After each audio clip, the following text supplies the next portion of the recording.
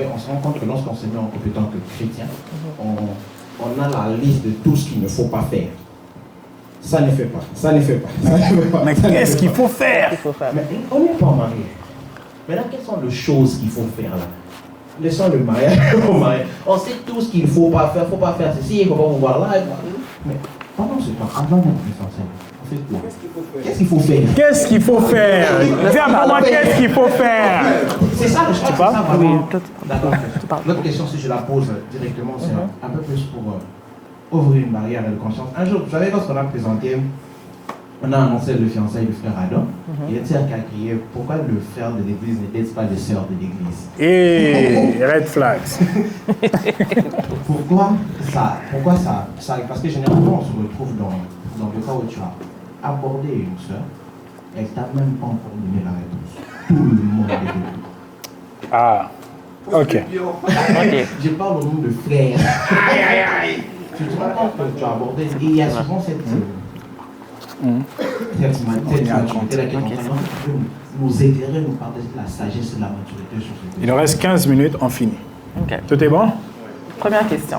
C'était quoi encore? C'était qu'est-ce qu'il faut faire? Qu'est-ce qu'il faut faire en tant que jeune couple, tu veux dire? On sait les choses qu'il faut Copain, faire. copine. Qu'est-ce qu'il faut faire? Moi, la première chose, je pense, qui est super importante, c'est la communication. C'est le moment de discuter, apprendre à se connaître. Toi, tu es allé à l'école. Ou vraiment des choses banales. Apprendre à connaître la personne pour que plus tard dans la relation, tu puisses comprendre d'où viennent certaines réactions ou certaines façons de penser. Vraiment, tu apprends à la connaître dès le plus jeune âge. Vous allez au cinéma, vous allez au musée. Vraiment, vous apprenez à vous connaître.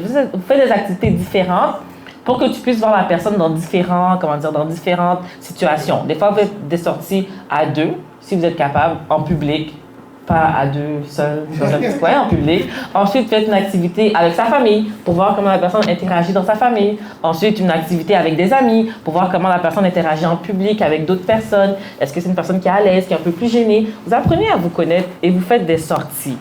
Aller à l'église ensemble aussi. Oui. Ensuite, au niveau vraiment, en tant que jeune chrétien, vous allez à l'église ensemble. Si c'est l'église du monsieur, vous allez visiter l'église de la madame, vous allez visiter les églises différentes pour aussi commencer à voir dans quelle église vous allez fréquenter par la suite quand vous serez marié ou peu importe les étapes qui arrivent.